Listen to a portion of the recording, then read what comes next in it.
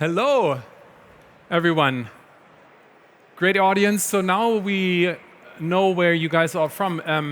I would like to know, I don't know about you, but I would like to know which industry you guys are working in. So give us a hand if you're, for example, in the automotive industry. Anyone here from the automotive industry? Just one person? Two? Three? Anyone here from machinery and equipment? Machinery. Anyone from chemicals, maybe? Energy industry. Okay, interesting. Energy here, over here. Thank you. And there's a lot of consultants, I guess, and maybe investors. Great to have you here. Okay, back there. Thank you so much.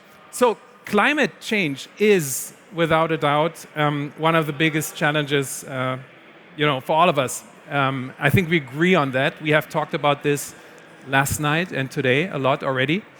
And there are, of course, tremendous expectations, not only on politics, but also on private companies, to understand, the situation, build the context, and identify problems, and at the end of the day, of course, find solutions.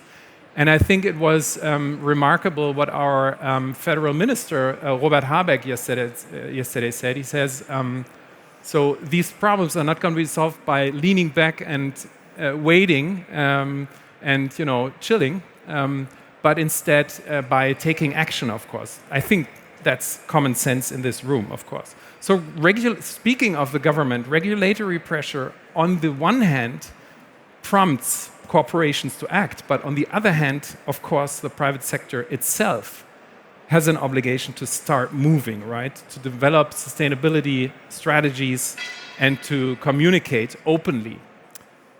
And so the industries I've just mentioned, like automotive, machinery, I don't know, maybe even airplane construction, logistics, those are probably the ones that we all think of when it comes to climate change, right? Because we can imagine that all this needs a lot of energy, like producing goods and moving physical goods from A to B and so on and so forth. But there seems to be one discipline or one function that is part of all of these industries and for sure plays a very important role in every organization you guys are working in, I'm very sure. So this is why this session is going to be very, very relevant for every one of us here in the room. And so far, it seems like hardly no one, or like hardly anyone has thought so far of the carbon footprint of this function. And what I'm talking of course, is communication in general, and then marketing and advertising. So this is what we're going to talk about. Just to give you a number, I read 2 days ago in an article that digital advertising, so everything we see on our smartphones and on our laptops, in terms of banners or online video advertising, accounts for 3.5% of global greenhouse gases every year. And you have to really look closely at the data, and there's a lot of studies out there. But if this number is true, and if we're only talking about digital advertising, then it might be even the footprint of advertising might be bigger than air traffic, than global air traffic. And be it 3.5% or 3% or 4%, whatever, but the emissions that communication produces every year are huge and are overwhelming, I guess. And so let's, put some light into the darkness and let's talk about the facts. I think questions we would try to answer in the next 25 minutes are, are companies aware of this fact? Do we have data, reliable data, and do we have transparency about these topics? Can we do something about it? Like, are there solutions out there? Do we have perspectives? Are we striving for carbon neutrality or even net zero? And what will be the cost of all of this, right? So, my guests here have already been introduced, and I'm really proud to have you guys on stage. Really a pleasure. And let's start with the first question, maybe to Stephanie from Omnicom Group.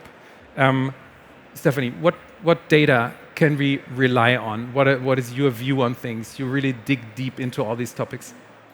So I do think that the main issue with sustainability is that it's so hard to grasp. So if I ask you in this room, what is 1 ton of carbon? How does it look like? Can any of you imagine what a cube would be in a ton of carbon? And that actually is a cube, 8 meters times 8 meters, just 1 ton. And a birch tree needs 80 years to transform that carbon back into oxygen. We at Omnicom Media Group, we have clients that have every single year 200,000 tons of carbon just through communication. They haven't sold anything, they haven't produced anything, it is just communication. And that's why we in our industry also have to tackle this topic and find solutions to reduce carbon.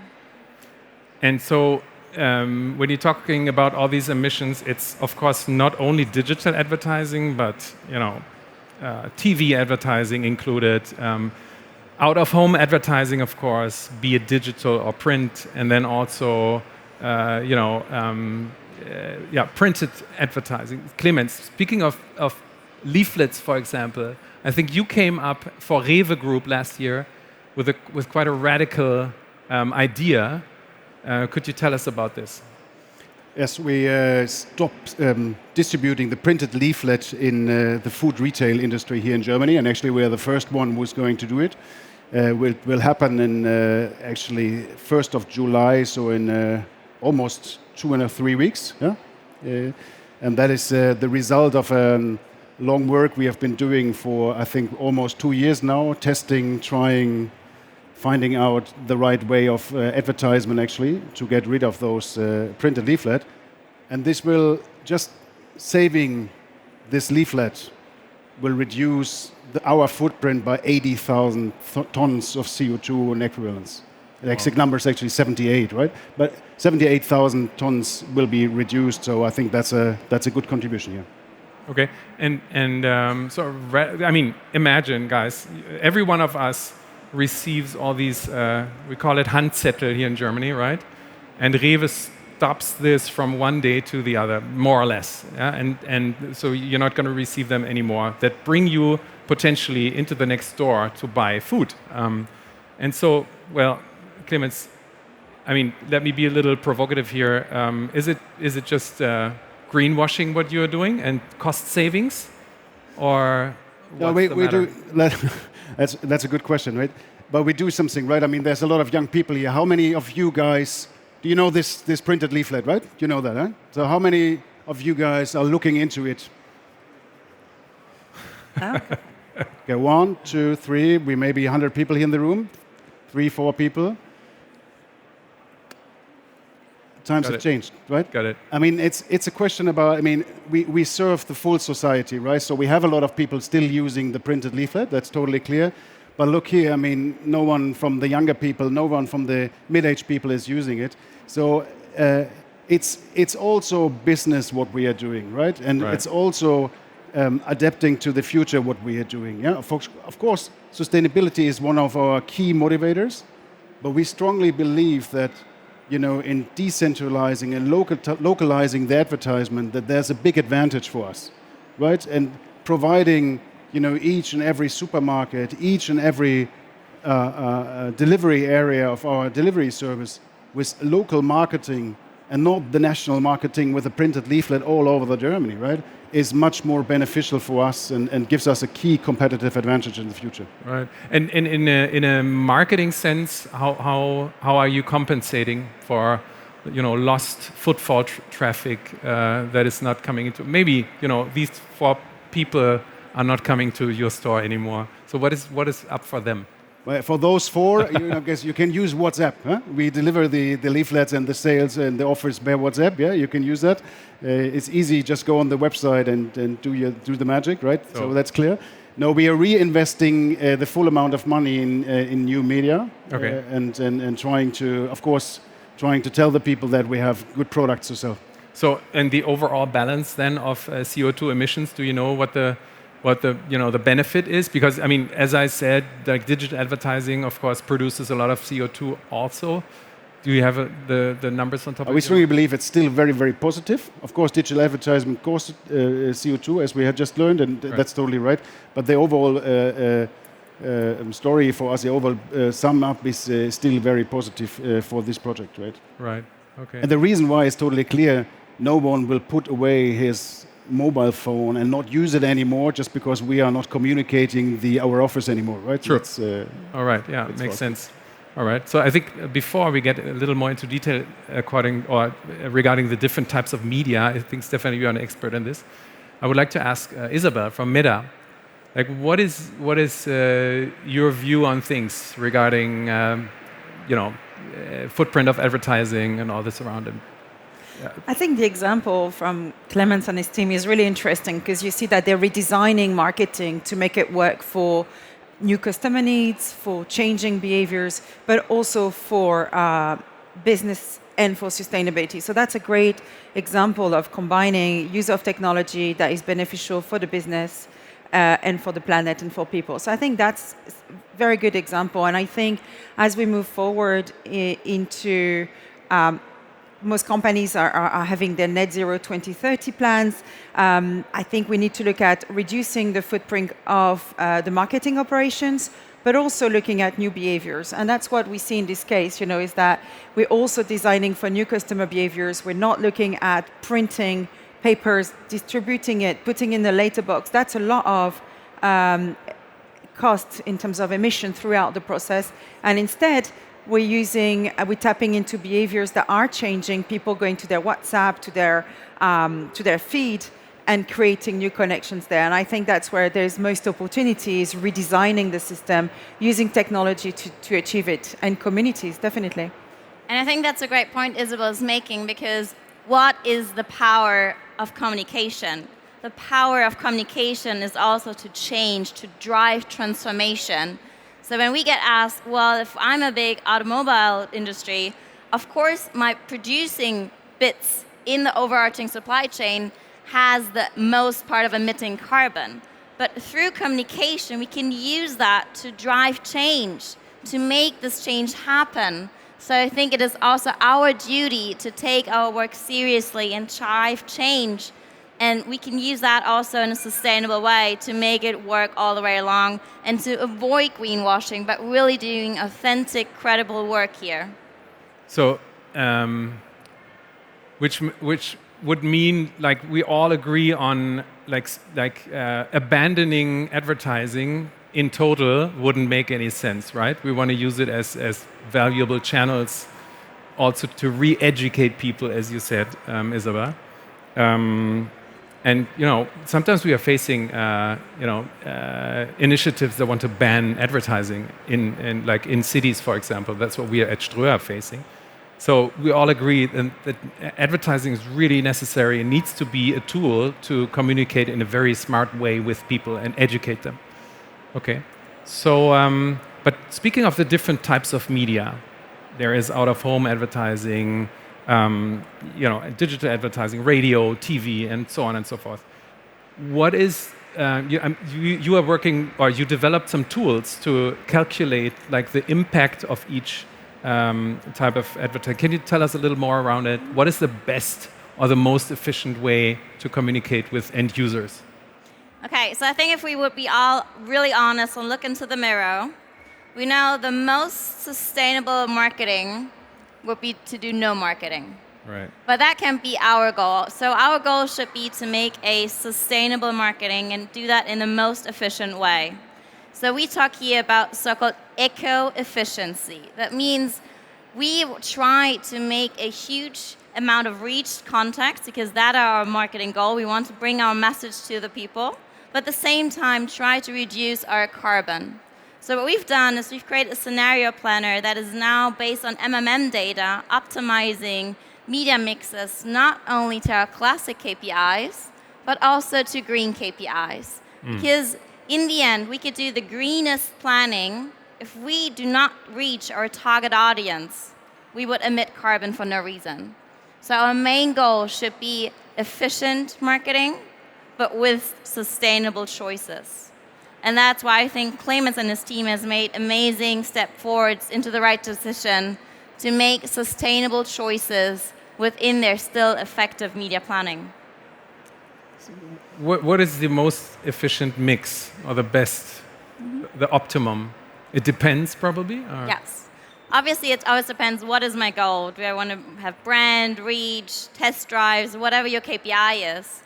But I think we could just focus, if we cannot stop on discussing about the calculation part. I know there's tons of discussion, what is the greatest calculator, what is the number?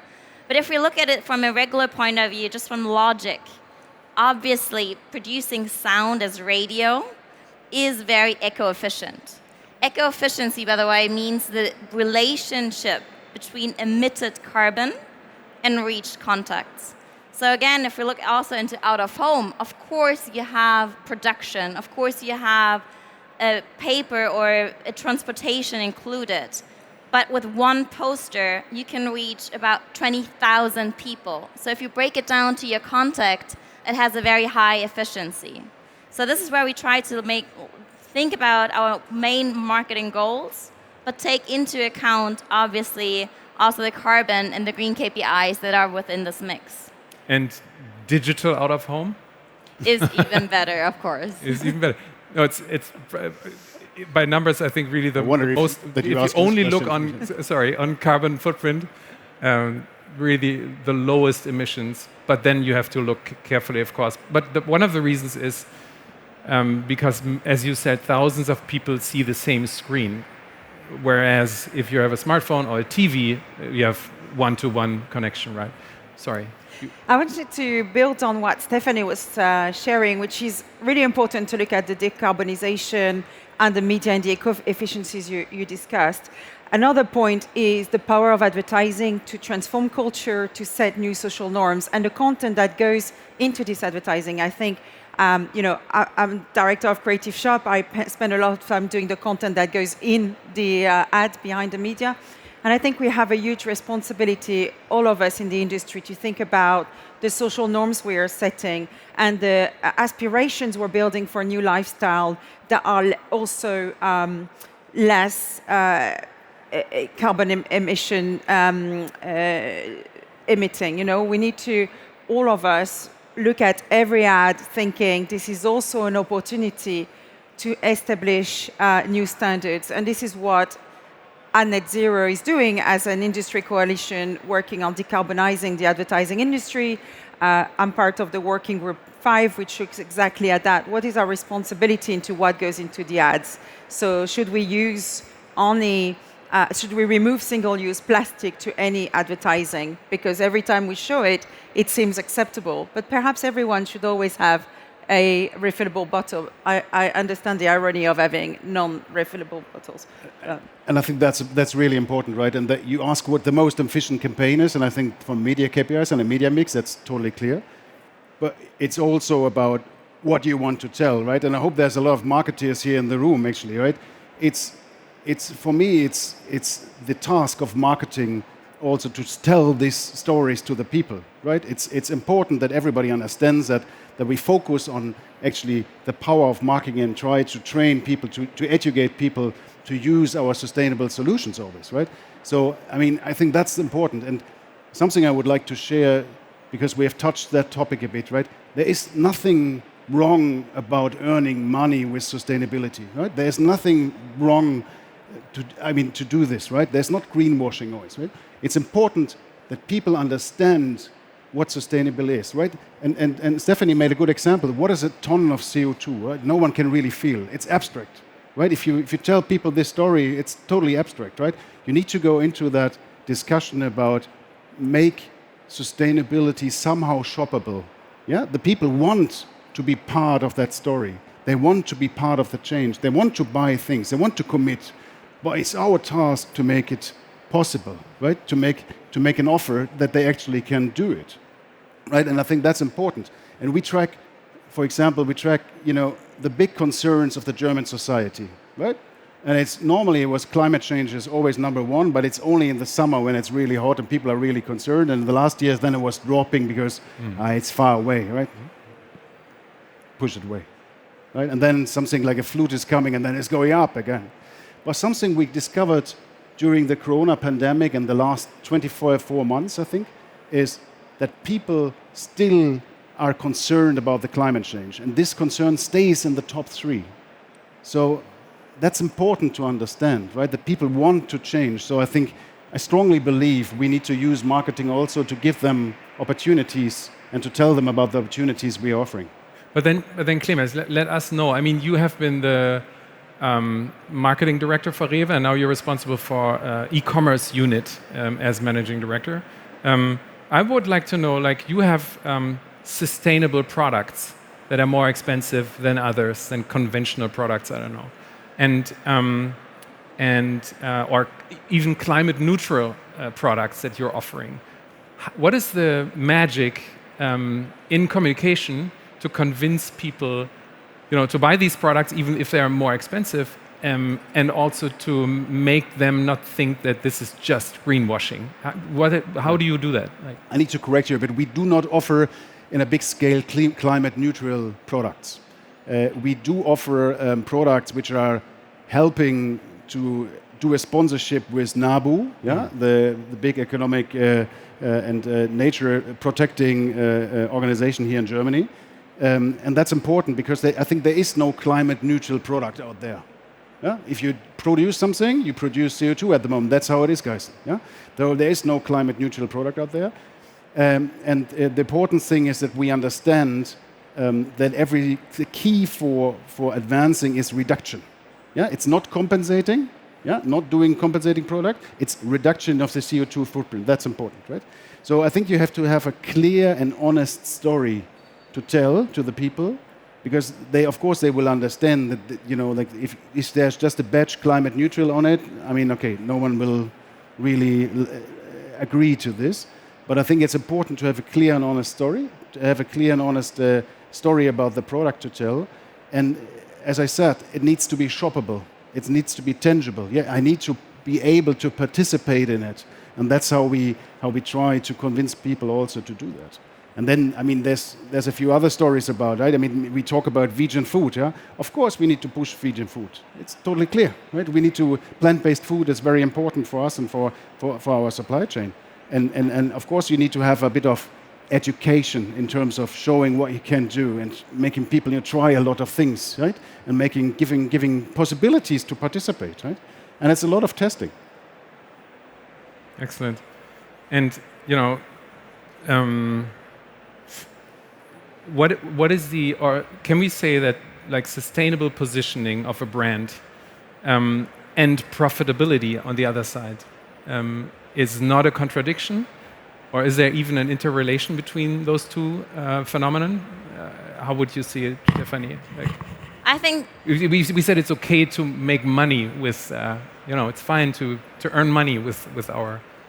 And I think that's a great point that Clemens made. And then I think this is what, if you're going to go away from this panel, what is your one thing you're going to take with you?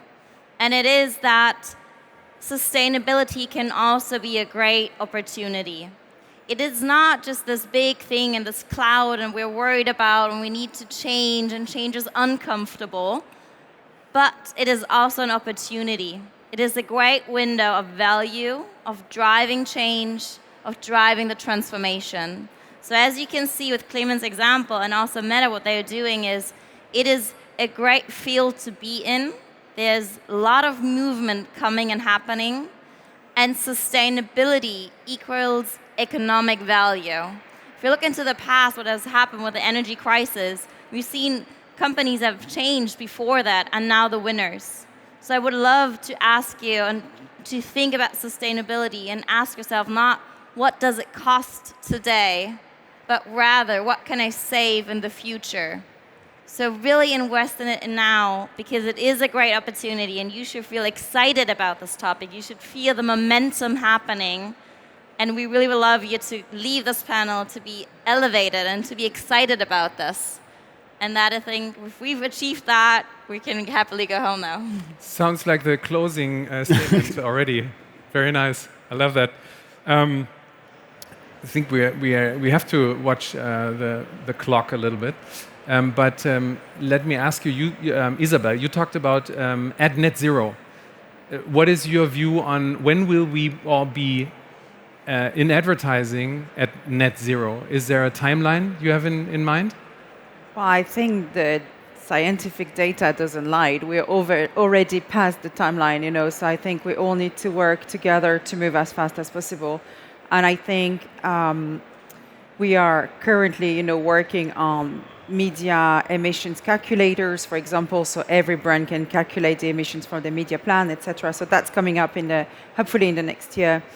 But I think I wanted also to build on what you shared, Stephanie, which is yes, about the value, but also I think we need to rethink what value means. And value is not only economic growth the way we know it today, but we need to think about a future where value is well-being for the people, for the planet, for the supply chain.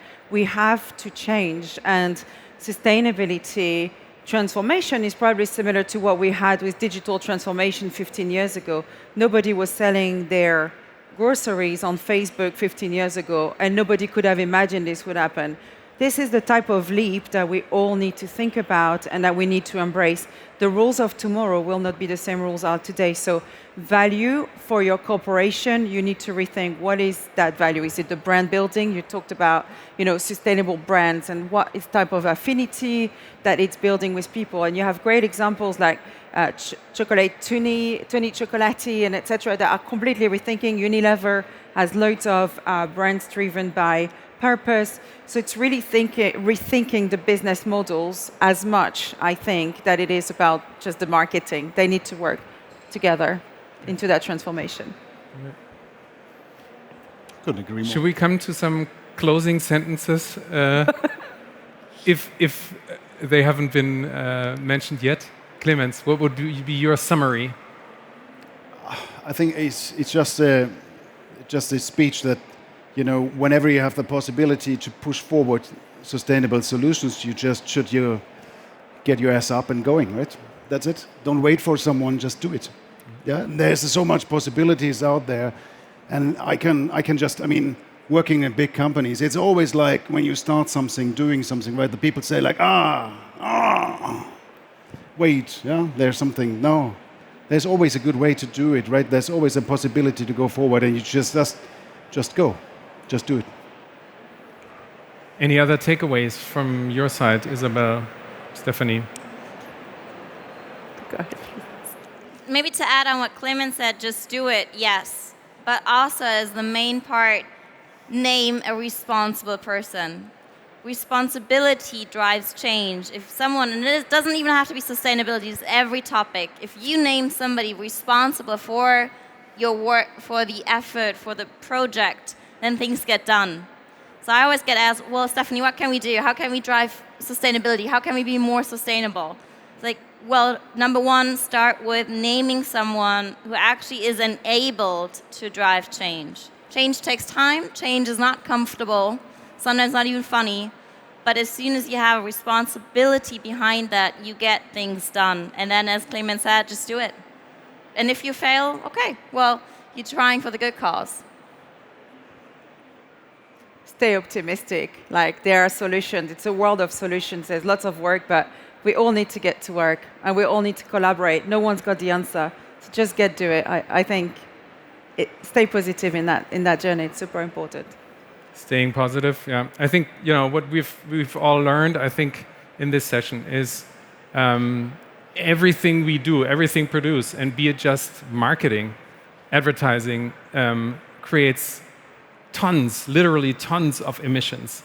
And let's think about it. Let's look clearly into the data. We have the first tools to calculate media planning in another way than we did it so far until now. And marketing is not only good because we can make it more efficient and with less carbon footprint, I guess, but also marketing will be absolutely necessary to create people's or change in people's behavior. Let's put it this way. I think that's to me. And then at the end of the day, let's stay positive. I think we have all the reasons to do so, and there is a lot of business value in all these topics, right? So we're not facing a future of things we are not allowed to do anymore, but more of opportunities and chances out there, also to make money, which is fine. Yeah? So we also all need to survive. So I think we're at time's up. If you would like to learn a little bit more about this and do some kind of a deep dive, I invite you to our Ströer booth, which is back there. I think we're all going to be there later on, at least at 4 o'clock, and have a chat with us. We'd love to talk to you guys and spread the message and have a wonderful rest of the show. Thank you. Thank you so much, guys. Thank you. Go. I just had one question. Usually, when you come and you give a presentation, first of all, thank you for the presentation as well. What is something, you give something, we had your panel. What is something that I want to know from all of you, that you take away from GreenTech Festival? I'm curious. As a panelist, you usually present, we learn something. What is something that you take away from such an event? I'm curious. Who wants to start? Richard is thinking. As I said, I think to me the most important thing is to really look carefully at what is being communicated. Mm-hmm. Greenwashing is at the front door every day. Mm-hmm. And then, it sounds a little silly, but take action. Again, like our federal minister yesterday said, from sitting around and doing nothing and waiting, nothing is going to change. And this is what I'm taking away. Okay. I'm taking away that we all have the same struggles. Right. It is a topic. It is change. Change is troublesome, but we're all in this together. Nobody is alone. We're all facing the same thing. So sometimes I think we just need to be brave and also talk about the problems and the issues and the challenges we have, because together we can find a solution. Awesome. Isabelle? Yeah, thank you. Coming together, and also there is a solution stage. I love that, and the hall is full of solutions. Mm-hmm. And you see there's so many people working. You see so much of the tech talent now is going to climate tech. This is happening. There's no better time, I think, to just get on, look at the problems, and work on those solutions together. Awesome, good to know. Now, last but not least, Clemens. Same here. I mean, look around, right? So many nice people, so many smart people, so many smart solutions. That's wonderful to see. So I'm quite happy to see that and to be part of it. Yeah. Okay. Now I just wanted to know your perspective. Please give him a warm thank you. Thank you very much. Thank you very much for the great panel.